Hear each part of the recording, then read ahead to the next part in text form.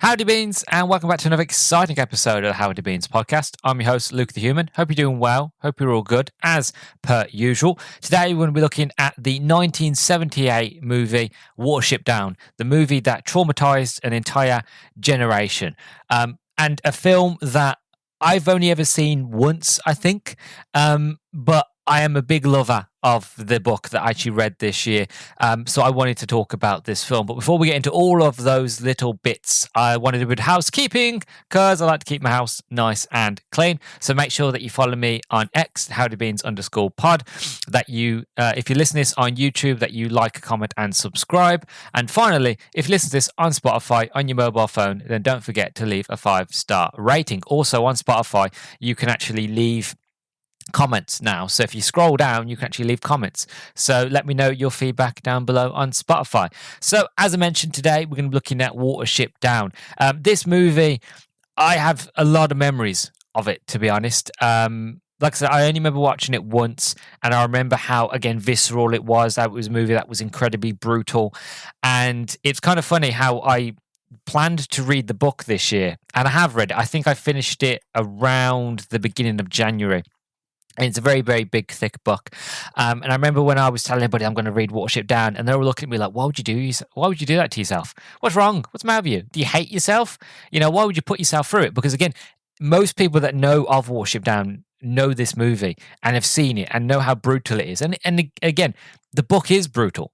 You know, the book does go into all of that extra detail about, you know, rabbits going to war with themselves, basically, and having their ears ripped off, and having real horrific fight scenes and deaths and very brutalness. But it's such a great book. And now I'm not here to talk about the book. I'm here to talk about the movie.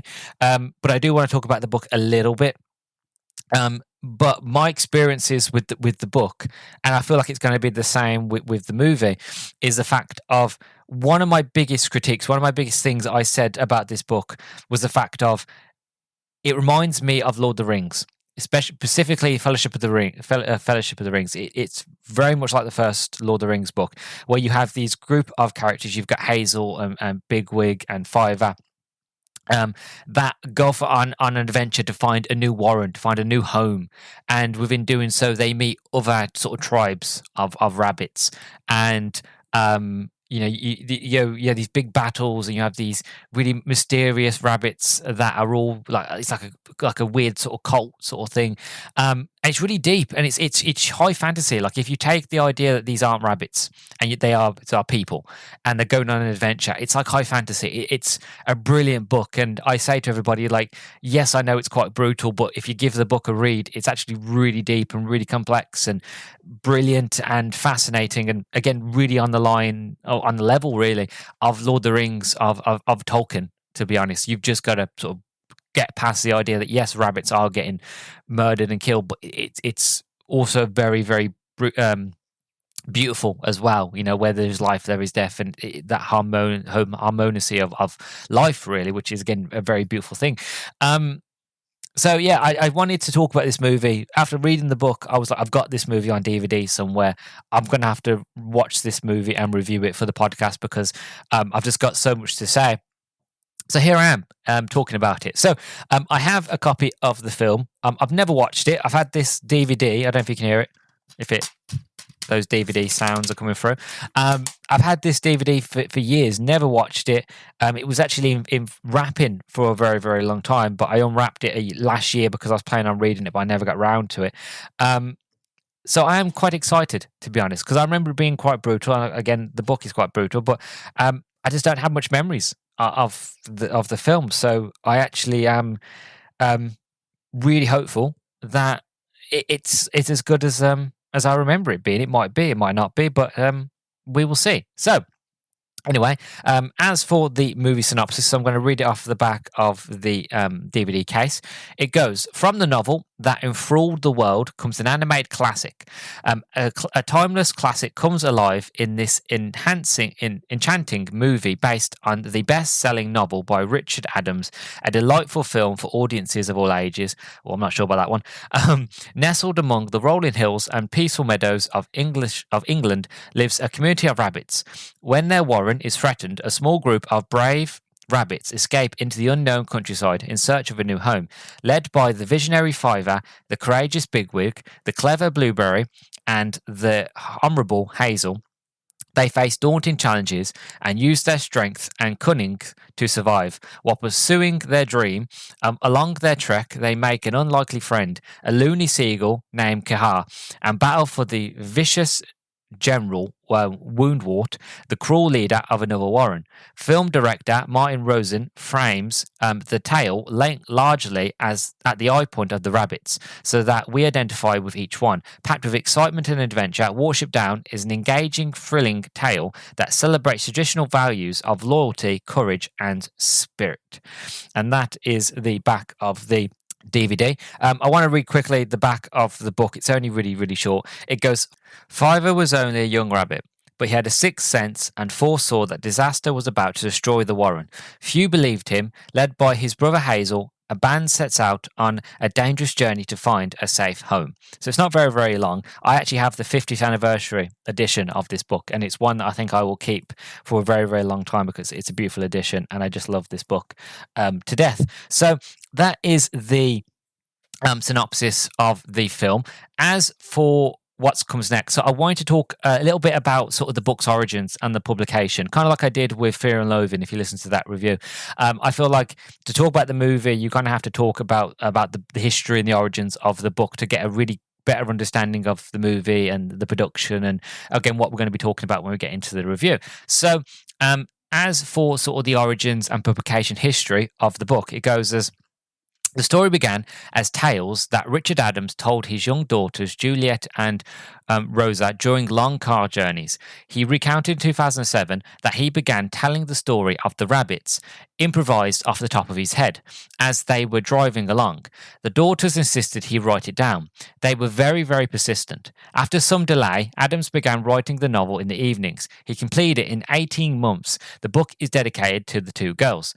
Adams' descriptions of wild rabbits' behaviour was based on the private life of the rabbit from 1964 by British naturalist Ronald Lockley. The two later became friends, embarking on an Arctic tour that became the subject of a co-authored book, Voyage Through the Antarctic, in 1982. In his autobiography, The Day Gone By, Adams wrote that he based Watership Down on the stories in it on his experiences during Operation Market Garden, the Battle of Arnhem in 1944. The character of Hazel, the leader of the group of rabbits, was modelled on Adams' commanding officer, Major John Guilford. He gave the warrior Bigwig the personality of Captain Desmond Kavanagh, who is buried at the Airborne Cemetery in Ozembeek in the Netherlands.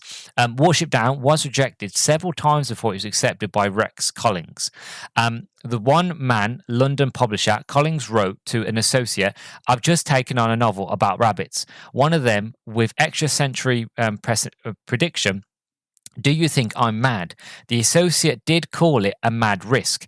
In his obituary of Collings, to accept a book as bizarre by an unknown writer, which had been turned down by the major London publishers, but, she continued, it was also dazzlingly brave and intuitive. Collins had little capital and could not pay in advance, but he got a review copy onto every desk in London that mattered.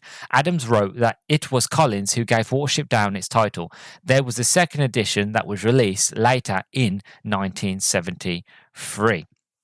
So that is kind of give you an idea of the origins and the publication history of the book.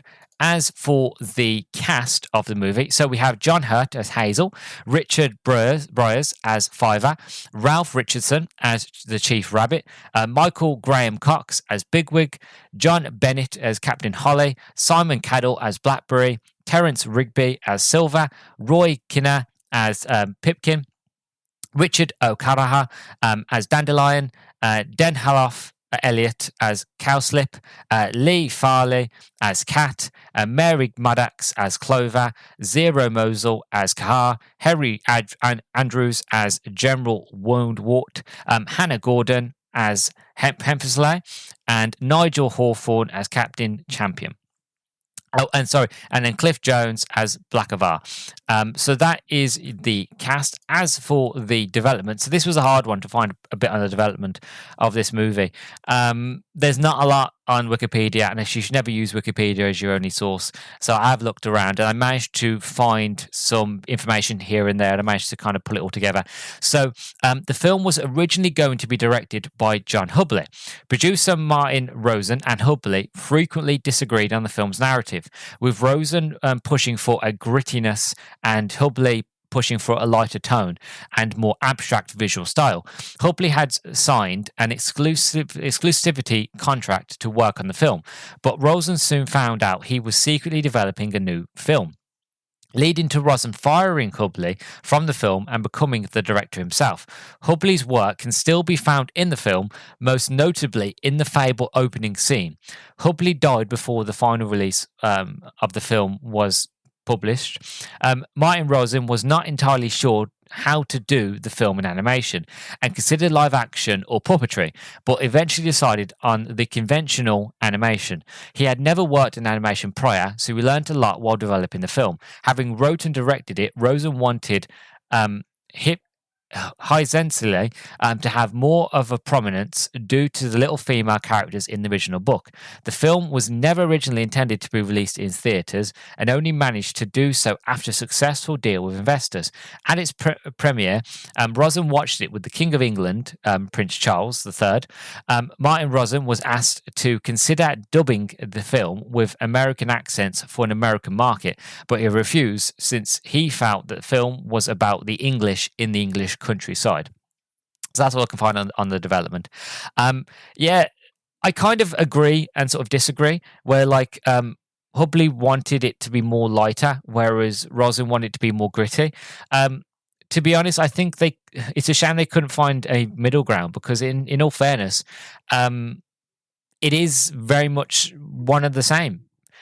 Best way to explain it, if you read Watership Down, there are very light moments. There are a lot of moments where the rabbits are happy, and it's not so gritty. It's not so dark. There are moments where they're playing and they're building their burrow, and they're having families, a very sort of clan, sort of communal sort of thing. It's wonderful. And again, there are moments where it's very gritty. There's moments where it's brutal. When you've got General Wondwort, where he is being very brutish, and he's ripping rabbits' ears off, and Blackattar, how he's basically being beaten because he tried to run away and they caught him, so he is made to stand at the entrance and watch everybody else eat, and then he is led off on his own to eat, and he's never been left on his own, and he can no longer mate with any of the females, and he will eventually be killed, but he's got like a long sort of slow agonizing wait until he's basically decided when they will kill him or not. And there are lot of brutal moments like that in the book, but it's a shame they couldn't find a middle ground. But yeah, I feel like I remember watching this in school, and it is a very brutal movie. But I tell you what, I love the book, so I feel like I'm going to love the film. We'll see if it's as brutal as I remember, or if the film's too brutal. But one thing I do say to everybody, and I want to say this is kind of now, is the fact of we all laugh and joke how this movie did traumatize a generation, because it did. I would imagine, if you as a parent goes, oh look, I'm going to go take my kids to a movie about rabbits in a field, what could be the worst that could happen? And then you go show them this movie, and it's like, oh god, I wasn't expecting that. That's way too brutal, and more than likely did traumatize a generation.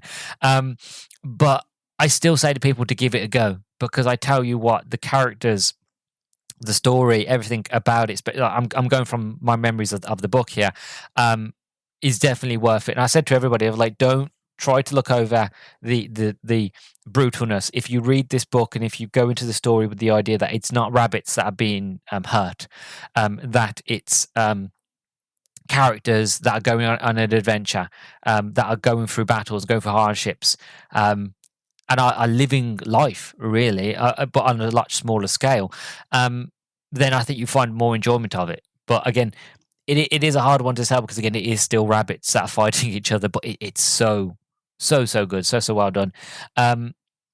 So yeah, so that's me sort of done gushing about the book. I'm going to go off and watch this movie now, and fingers crossed I like and enjoy it, and it's what I remember it being. but we'll see. I just realized the one I've got is actually the deluxe edition.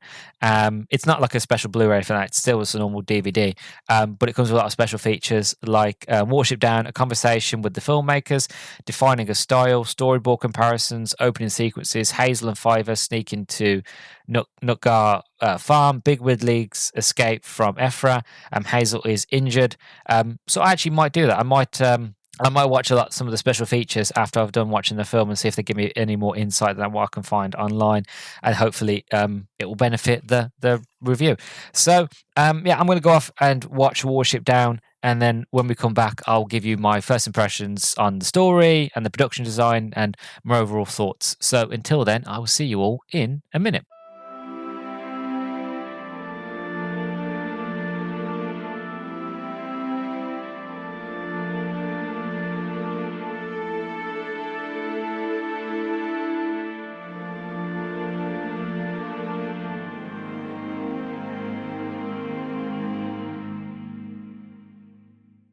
And welcome back, everybody. So I've now finished watching Watership Down, and I've just this second finished watching the 2 special features on the DVD, because I felt to myself that I not only needed to watch them, but I needed to watch them to better understand the movie, to convey my thoughts and feelings of the movie to you all. Because again, let's be honest, and going straight into first impressions, I know I can hear you shouting at me already.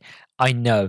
And the reason I know is because I put on my phone that I was going to watch Watership Down on Twitter, and I got so many replies being like, no, don't do it. Save yourself. Are you mad? Why? And we'll get into all those opinions in a minute, near to the end of the episode. But it's kind of the same sort of messages I was getting when I told everybody I was going to read the book. When I said to friends and family that I was going to read the book to Watership Down, they all said the same thing to me. They were asking me the same question. Why would you do that to yourself? Do you hate yourself? Why? And the answer is still relatively the same. Curiosity. Now, I get it. Curiosity killed the cat. We've all heard the story. We've heard the tale. But it's true. I was just curious because so many people said how traumatizing it is. So many people said how it really messed them up as a kid, how it was one of those defining moments of their childhood where you watch Watership Down and you're never the same again, you know. And I was like, you know what? I've got to read the book. I've got to figure it out. I've got to at least figure out or see as to what's wrong. Why do people not like this movie? Why did it traumatize people so much? So I did. Around Christmas time last year, I sat and read the book. And I finished it around January, beginning of this year, and I fell in love. I even cried at the ending, you know, and I will sit there and I will admit, yes, it is brutal, but I tell you what, it's such a good book. And the same goes for the movie. It's short, it's sweet, to be honest, but I tell you what, it's timeless. It's absolutely timeless. It is a perfect example of 1970s filmmaking, of being very respectful and being very true to the source material, and that's what this movie is. If you read the book is brutal, as I keep saying, and it has to be reiterated that it is a brutal book. But the movies is because the book is, you know, it's a faithful retelling. And as I was watching it, there were moments where I was like, "Oh my god, I know this scene. This scene's perfect. This scene's exactly how I imagined it, how I imagined it to look, and imagined it to feel and sound." You know, there were some scenes and some bits that they left out. Of course, you know, in a book, the Watership Down is a very big, thick book, and a lot happens in it. And there's a lot of traveling. There's a lot of the story where the rabbits are going to and fro trying to find a burrow. So obviously, a lot of that is taken out, and it's substituted with, like, you know, just artful scenes of them running through hills and things like that. So there are things here and there that wasn't in there, and like a little bit more sort of key moments of characters talking amongst each other. But even so, for an hour and 28 minutes, it's enough. You know, it does what it sets out, and it does what it needs to do, which is be a timeless, respectful retelling of a classic story. And I thought the movie was absolutely gorgeous. I thought it was beautiful. I thought it was heartfelt. You know, and maybe because I've read the book, and maybe because now being an adult, being older, and knowing what's going to happen and knowing how brutal the story can be, that when those brutal moments did come, I wasn't overly shocked or surprised. To be honest, I was kind of I was expecting, because as I was watching this movie, I was getting like Vietnam flashbacks. I was getting moments of like, I remember watching this in school, but I only remember bits and pieces. And it was starting to come back to me. I was starting to remember things. And I was thinking, well, maybe the reason why I don't remember certain things is because, again, mentally, I've trauma, I blocked them out. But when you did get to the brutal moments, when you did get to those scenes, I was getting moments when I was younger and not overly being terrified, just being more sort of concerned and emotional for the rabbits themselves, going up against General Woundwort, the big baddie of the story, the big terrifying rabbit. That was more my sort of feelings of it when I was younger.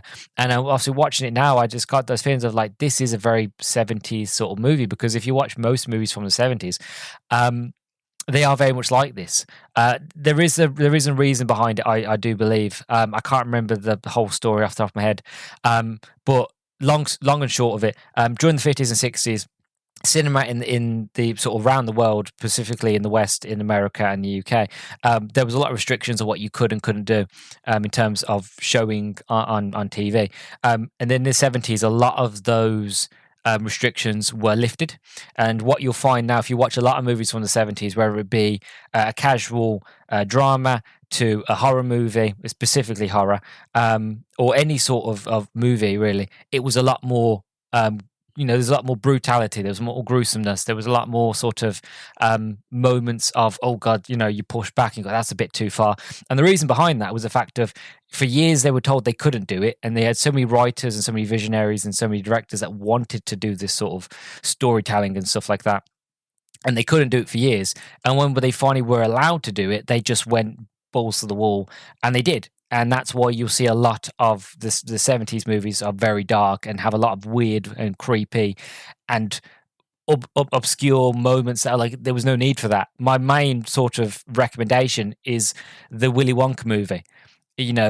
We all love that movie, but we'll all admit, whenever Wonka is on the boat and he's going through the tunnel and he's singing and he's screaming, and Gene Wilder's doing his absolutely best wild man impression, that was terrifying. What was with the whole sort of chicken with getting his head cut off, and the weird Mr. Slughorn and the guy with the knives talking about little men from mountains? Like, we all know what he meant. He meant sort of the Oompa Loompas, but at the time, what the hell? You know what I mean? Like, very strange, very creepy movie. And that's my interpretation of why a lot of movies from the 70s and why this movie has those moments of the darkness. Is not just because, again, it's from the source material, but that's also the reason why they showed it, because they wanted to be faithful of like, that's the story that was told in the book. We don't want to pull back from that. So for me, those brutal moments weren't overly brutal. They were just sad. They were just, how can I explain it? One of the things I loved about this story, about this book, is the fact of every bit of violence, every bit of brutality, it's justified. It's not brutality for brutality's sake. It's a lot of it is Fiver, Hazel, Bigwig, and the rest of the borough standing up for themselves, standing up against the bullies, standing up against the worst of life, the worst people, the worst rabbits, whatever which way you want to describe it, the worst things in life, and being brave and being honourable and being what's the word I'm looking for? Being very, God, I've lost it. I've lost the word, but very much of standing your ground. Being there for the ones that you love and your friends. And so every time that the violence was happening in the book, yes, it was hard to read, but it was one of those where it was like, it was for a reason. It was for a point. Again, my opinion anyway. But I absolutely loved this movie. I was just in awe. And then when I was watching the special features, and they were talking about sort of the production and the music and stuff like that, I had to write it down for my notes, because I wanted to mention a lot of it, but we'll get to there sort of in a minute. But yeah, my first impressions is I just thought it was brilliant. I thought it was really, really good, and it is a timeless movie. And I'd even go as far as say classic, because it is a classic. It really, really is, and it deserves to be one. But it's respectful. It takes the spirit of what Watership Down is, which is freedom and peace and tranquility, and translate that from book to screen faithfully.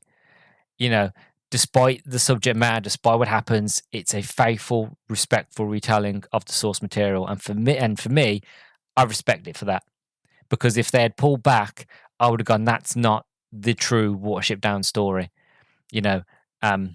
So for me personally, being somebody who loves books and loves the book of Watership Down, I respect this movie more because it was respectful of being able to capture the spirit of the story and the characters so well. Yes, granted they miss a few bits here and there, but they get the main key parts, and the story runs ever so smoothly. It's really really done. Talking about the story, so for anybody who doesn't know, for anybody who wasn't traumatized with Watership Down, which I know one friend of mine isn't, from Sean from Review It Yourself.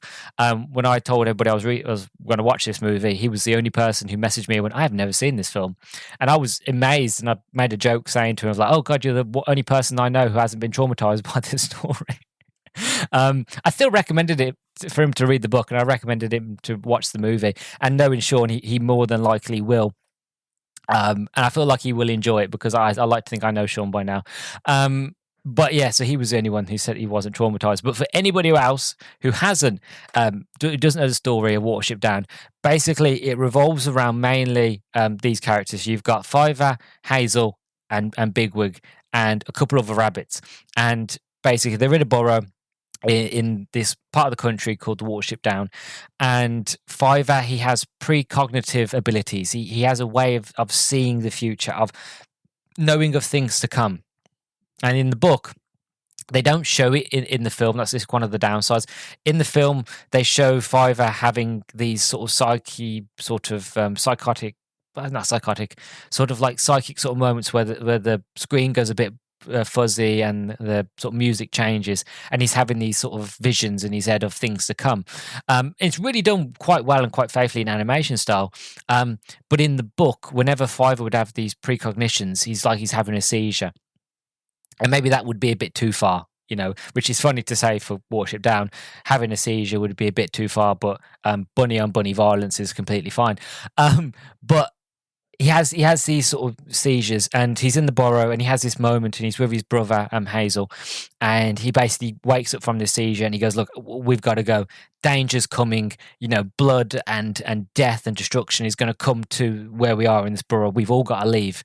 So they go to the chief basically says, no, you're not leaving, and tells them, like, you can't go, like, that's it, you're spreading rumors and negativity and what's it, I can't, no, I'm losing words, I can't think of the word today, but you're basically spreading was a word, I've lost it. Basically, the idea that they're just spreading like conspiracy theories, which is not the word I was looking for, but that's probably the next word I'm looking for. Amongst the burrow, and you're scaring everybody, and we can't be having this. So Hazel and Fiver basically go, look, we're going. In the meantime, other sort of rabbits have heard what Fiver's had to say, and they follow on. So Bigwig goes, and a couple of other people, and you got Blackberry and Hawkbit and Clover and Bluebell and a couple of others. I think it was those ones. It's been a while since I've read the book. I'm trying to remember all the different bunny names. They've all got wonderful names. I love them. They all go. They manage to escape from the Oslo. The Oslo are basically the burrow guards of the burrow.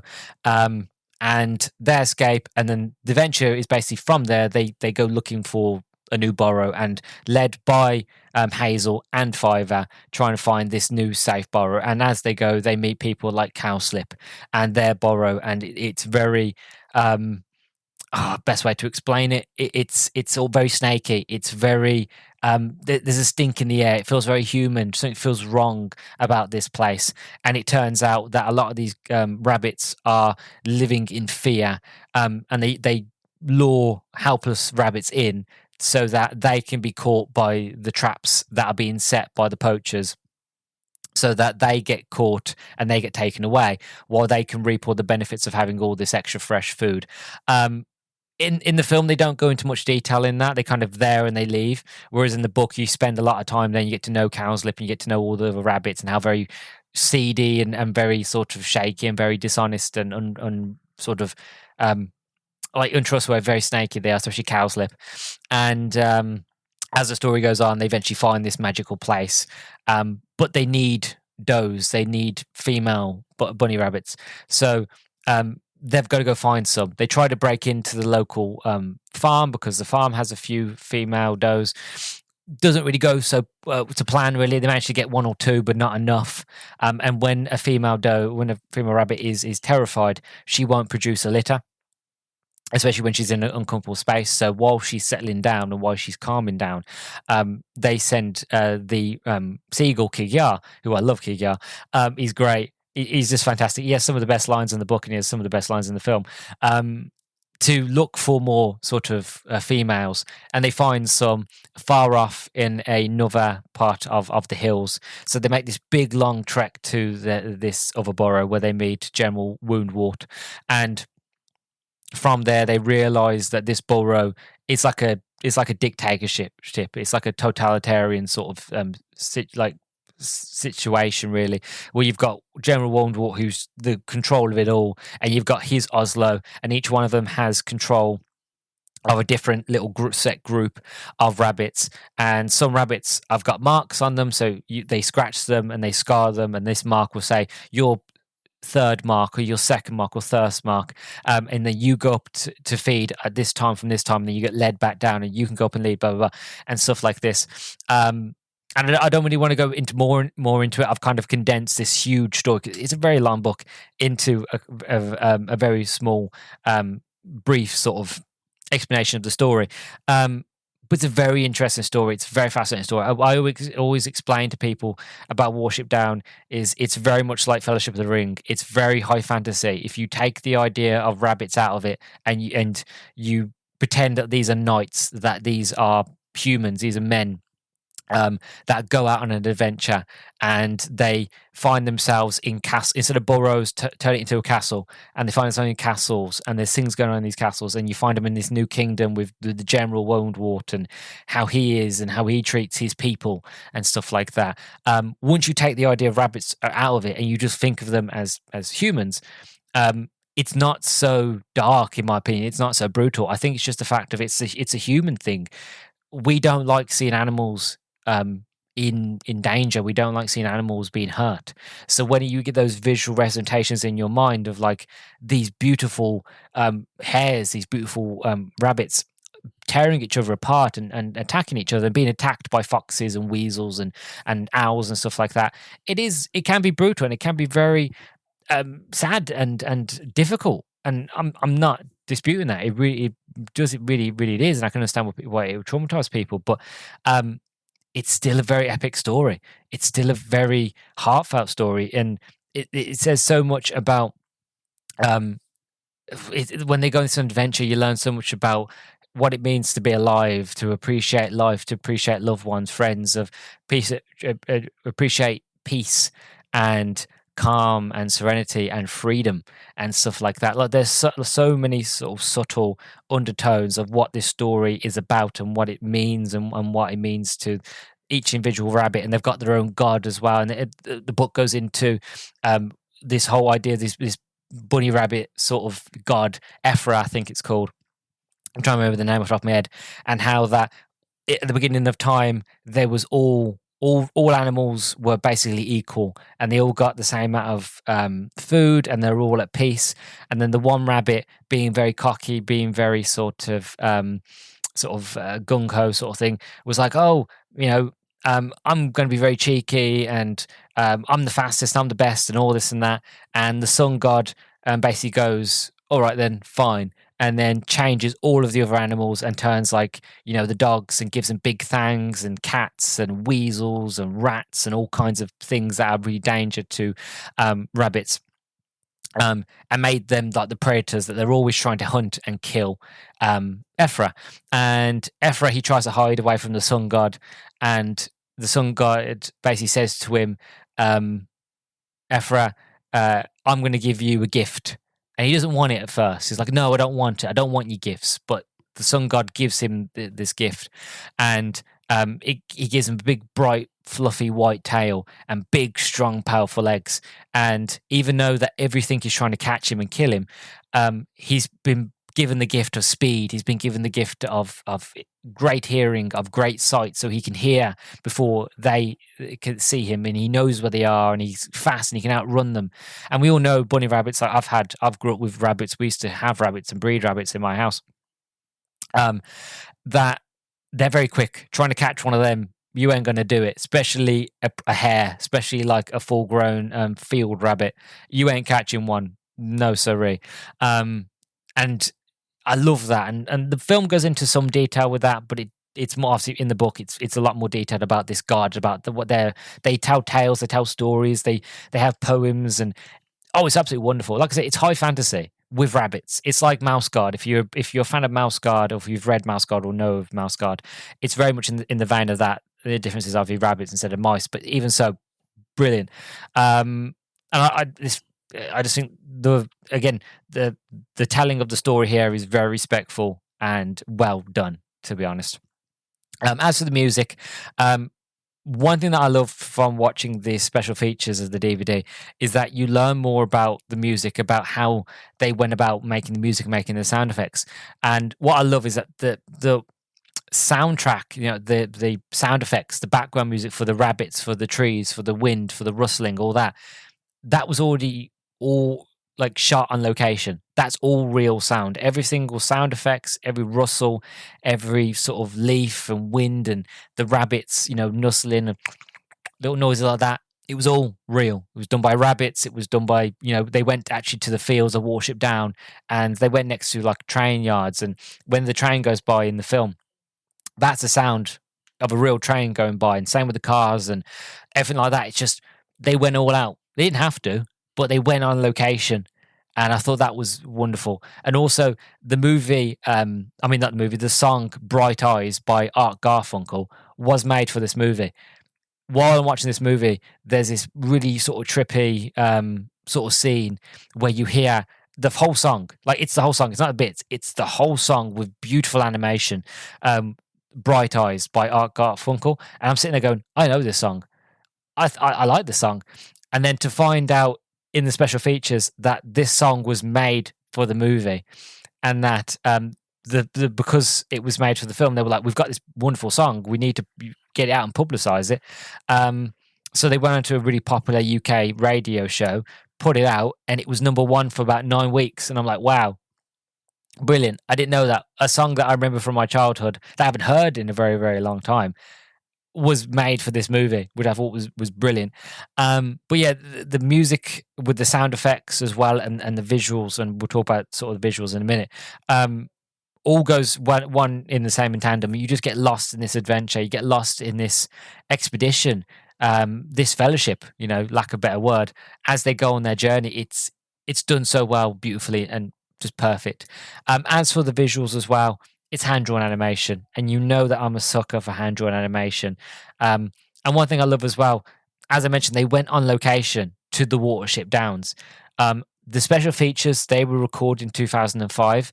I've never been to Watership Down, but from the sort of notes that I've read in the book, in the edition that I have of the book, it's got a lot of notes and stuff like that of behind the scenes of the true sort of telling behind Watership Down, and from the special features on the DVD, everything that I could find and I've heard, apparently Watership Down is virtually been untouched.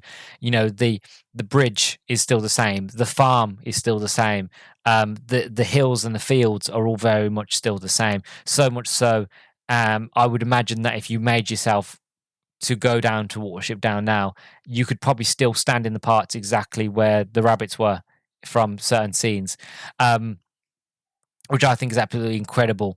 But also, is the fact that they went that extra step. They didn't have to. They could have generally just took from like inspirations from the book, or they could have just took from photos. But they actually went on location to draw these scenes, to get a feel of the area, to be like, what does it sound like? Okay, if it sounds like this, it feels like this, it looks like this is how I want to portray it for the screen, for the film.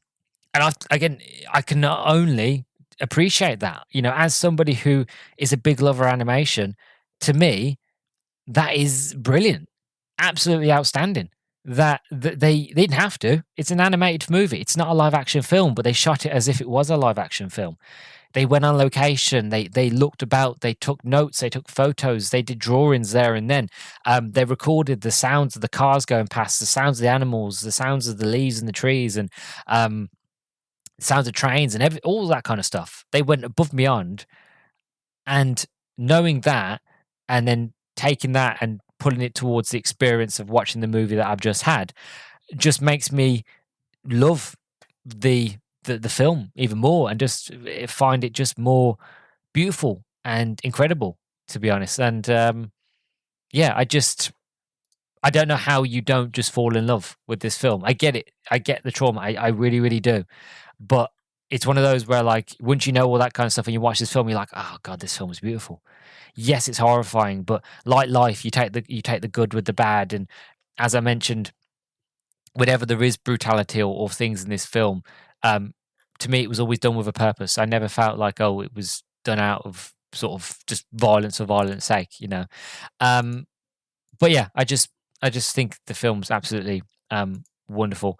As for my overall thoughts, yeah, I just don't think I could sit here and say this movie is a movie that's to be avoided.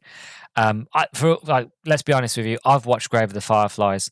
That's 10 times worse. That is up there with one of the most beautiful but heartbreaking movies I've ever watched in my life. That film, it will stick with me for the rest of my days because of the subject matter. If you've watched it, you know. And it's not a movie I can recommend to people, but it is still a movie that people need to watch. Whereas Watership Down, I get it. I do. I understand where people are coming from, but I still will sit there and go, I would still recommend this book, and I still recommend the movie, and to give it a watch, give it a read, and experience it, because it's really well done. You know, they went above and beyond, and the characters are inspirational. The characters, like especially Hazel. Hazel, he was nobody. He was just a rabbit, really, who was trying to protect his brother Fiver, and this brotherly love between Hazel and Fiver, and how he just wanted to get his brother to safety. He didn't plan on taking all the other rabbits from his burrow. He was just like, me and Fiver are going, because he tells me there's going to be danger. I love my brother. I trust my brother. I'm going to follow him. And other rabbits follow, you know. And next thing you know, Hazel is now a leader. He's now the chief.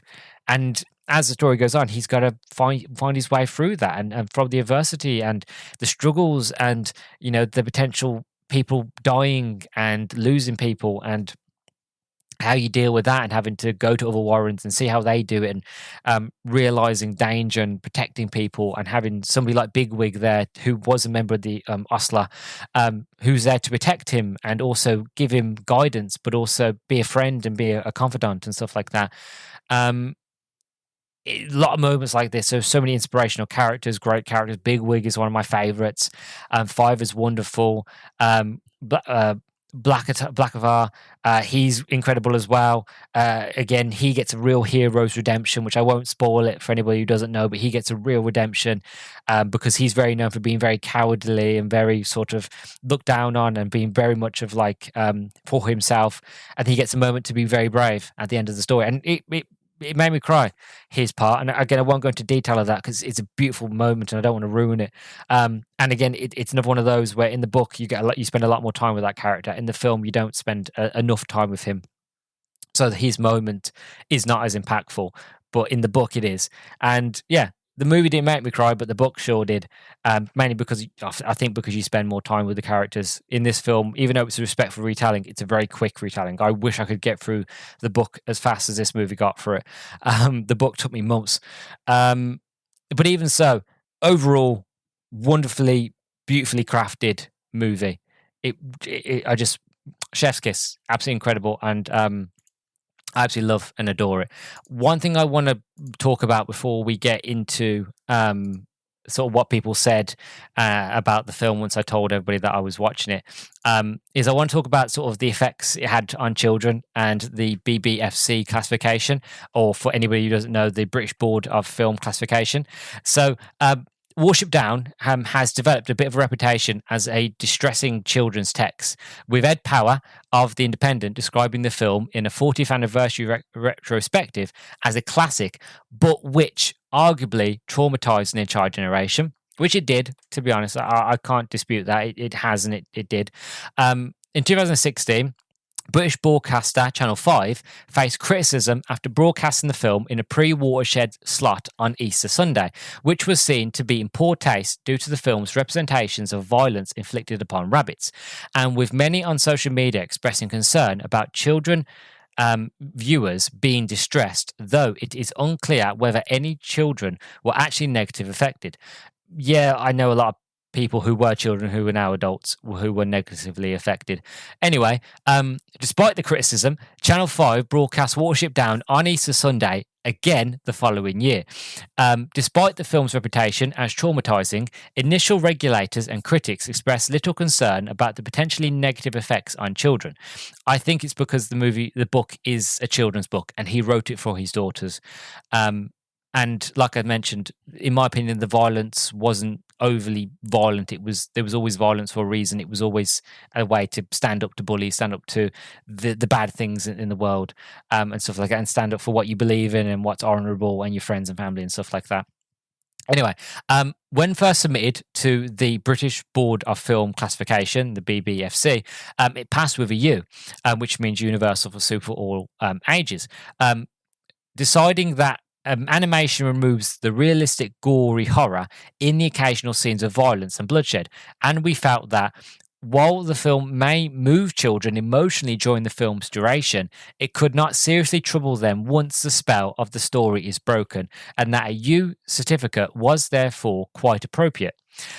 This choice has proven controversial, and in 2012, the BBFC acknowledged that it had received complaints about the suitability of Watership Down at a U almost every year since its classification.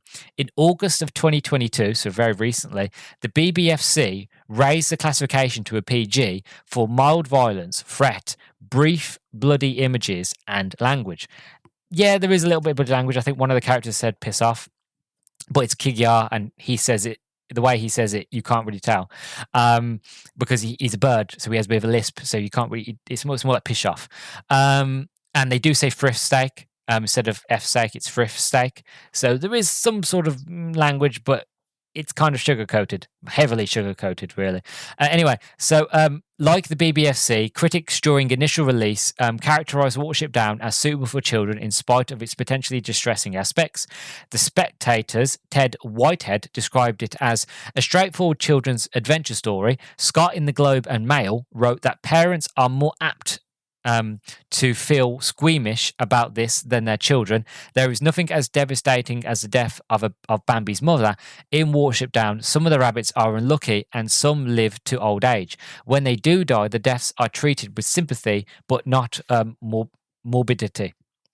The message is that life is hard and difficult, but that it's fun and rewarding too. I completely agree with you there. Malcolm in The Guardian dismissed concerns about the film's suitability for children by stating that it is not true, as had already been hinted at by some, that the film is too violent and disturbing for children. What prey about some of Grimm's fairy tales?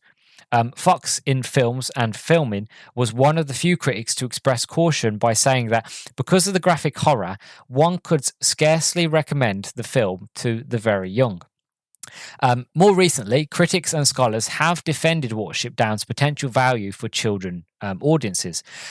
Children's media scholar Catherine Lester argues that the violence is never without a specific narrative or moral purpose. Oh, somebody agrees with me. And that discussions of the film's effect upon children require greater nuance that acknowledges the complexity and variety of children as viewers and how they respond to films. Gerard Jones, in his essay for the Criterion Collection, admits that the film has troubled me ever since I first saw it at the age of 21, but that he believes it is an important film for viewers of all ages because it asks us to spend time with those elements of existence that we will always find most troubling and haunting and moving, and that we so rarely allow our children's culture or our own entertainment to dwell on. He cites as an example the non-violent death of Hazel from old age at the end of the film, when he calls, which he calls as joyous as it is poignant. Um, yeah, I completely agree with a lot of those takes. There was the fact of the thing is, mm, yeah, when the characters do die, it's done with a lot of sympathy. You know, it's kind of like when Bambi's mom shot. You don't see Bambi's mom like fall and die and bleed out. You know, you hear the gunshot and you just know that she's dead. And it's the same here as the fact of when a rabbit dies, you don't see it, but you see a feather, you hear the sound of an owl, and you see the leaves being moved out of the way. So you know something has swooped down, grabbed the rabbit, and gone off. And the only real moments where there is, you would say, violence is when they're fighting, and when they're fighting like the cat, or when they're fighting the rats, or when they're fighting General Woundwort and his men. And I'll be honest with you, I'd say the book goes into a lot more detail than the movie does. And I feel like I think it's the visual representation between reading something and visually seeing it are two different things. What you can imagine would probably be a lot worse than what you can probably see. And I think they actually pull back on a lot of the violence in the movie, considering the book. But still, I still feel like it's faithful. They went and followed the story faithfully, and I don't feel like I've convinced any people. I feel like with this, it's a hard one to convince people. To me personally, though, I just don't feel like the movie is that bad. I don't think the story is that bad. I feel like it's a story that all people should read, because it is a very wonderful high fantasy epic about a group of characters going on an adventure, trying to find a new home. That's what it is, really. It's hard and it's difficult, but it's also poignant and brave and honest and honourable. And it really tells you what the examples of life really is, that life is full of danger, but if you don't live, you won't live, basically. You know, as they say, I think it was Tolkien that said, if you want to go on an adventure, you've first got to step outside your front door. And why that is sort of a prime example for this movie and this story is the fact of they decided to leave their burrow. They decided where they wasn't safe. So they went to find a new home, to find new safety. And in turn, they found new rabbits, they found new friends, they found a new adventure.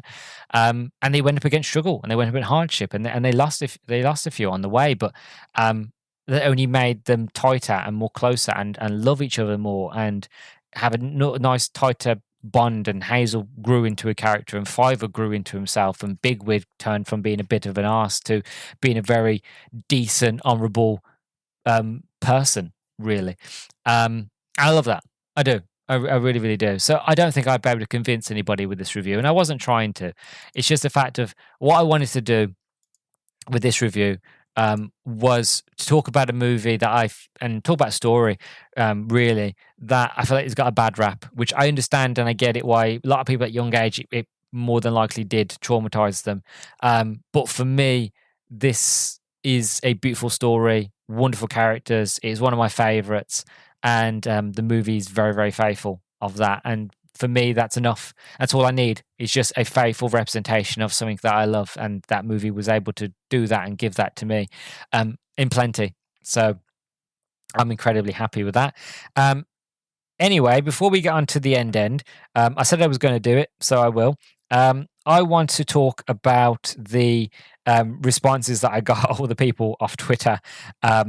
So anybody who doesn't know, you should follow me on Twitter, because I always update whenever I'm watching a movie, playing a game, or watching a TV series or anything like that. And whenever I watch a movie, one thing I've started doing is the fact of I'll post it up like a day or two before I watch the film, and I'm like, what's your opinions? Let me know. And if you comment down below, give me opinions, I will shout you out on the podcast. So some of the replies that I got, majority of them were GIFs of people, and it was kind of funny. So the first one is from Scaring Sam, which is an incredible horror podcast that you should all listen to. She basically puts a GIF of Woundwort attacking Blackatar, and she basically writes, "How the hell did this get a U rating?" That comes up a lot in this. And that made me laugh. Then you got Cold Case Kansas by the Social Detective podcast. She says, I thought this was already out and was scouring to hear your thoughts. Cannot wait. My childhood traumas are still there, but this movie was a very defining role in my childhood. Well, there you go. Hopefully you're listening now, and you enjoyed the review, and maybe you were somebody who I could convince that this movie is actually really, really good. But yeah. And next one was Primetime Mitch. He goes, I would never comprehend how this managed to get a U rating and swerve the world into believing it was a kids' movie. Absolutely brutal. Yeah, I'm gonna. Yeah, as I said, the BBSC have recently changed it as of 2022 to a PG. Which, to be honest with you, it should have probably been a PG originally. To be honest, how it got a U is quite funny. But obviously, I went into that earlier. But the version I have from 2005 does have a U, and it says on the back. Actually, I'm just having a look. It says contains mild threat and violence. You wouldn't imagine mild threat and violence being a reason to make something U, but apparently that was fine. That's universal for you. Anyway. Where was I? Oh, yeah. So next one was from SP Film Viewers. They went extremely dark from what I remember. Only seeing it the once. It was considered for a Patreon pairing earlier this year. I hope you guys do a review of it. If you do, send it me, and I will give it a I'll give it a watch. And if it's out before mine, again, send me. Well, you would have heard this already, but either way, let me know and I'll repost it and I'll give it a listen because I want to hear your thoughts on this movie, because I can't be the only one who loves this movie and who wants to talk about Watership Down. You know, other people have got to talk about it. It's great. It's a great story. Then you had the lady from Doom Generation. She goes, I don't know if this is a joke or not, but I just thought it was brilliant and I've added it to my Doom Generation headcanon. They write, Tessa puts this on to fall to sleep. I don't think I've ever seen it.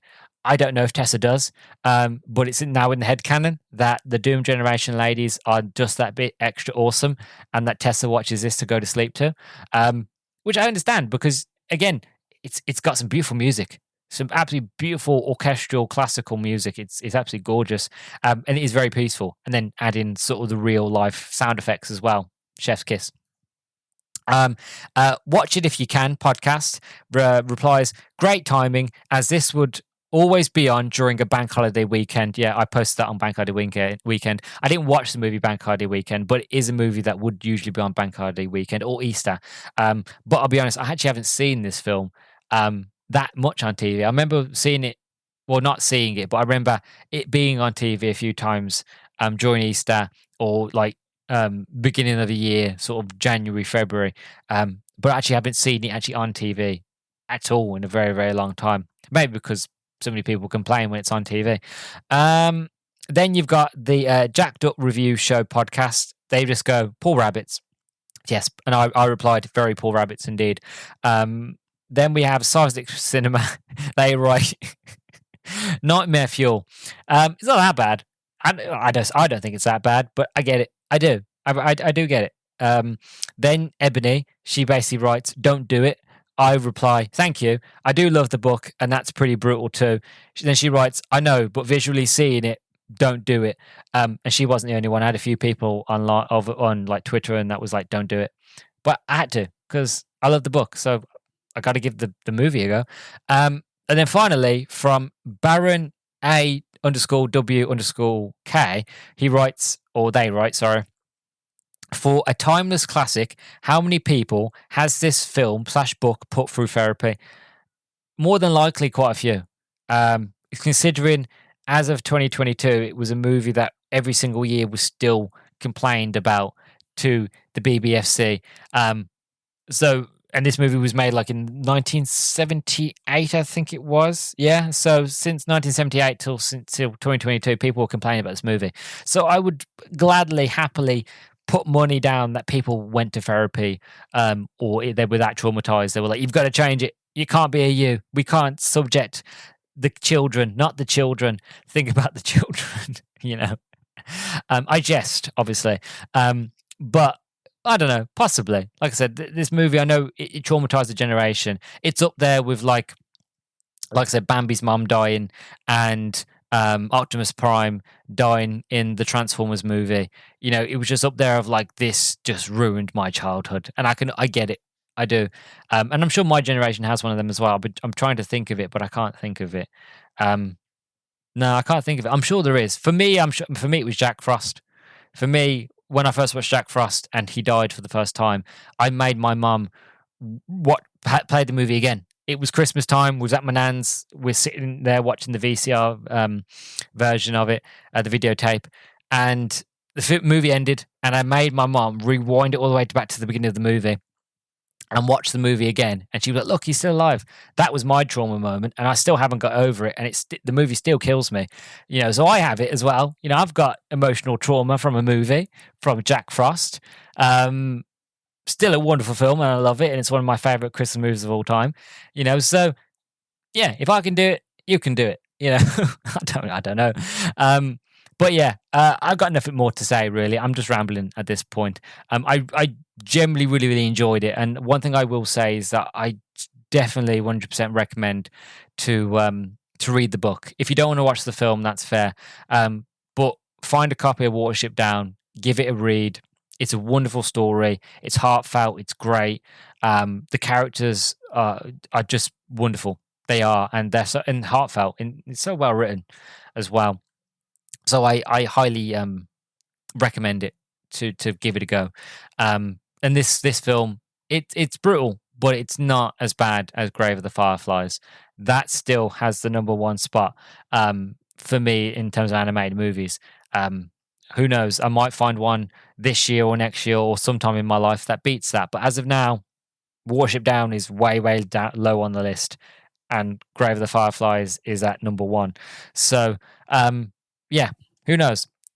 If you've got a traumatic animated movie that you want me to watch, let me know. I'll watch it.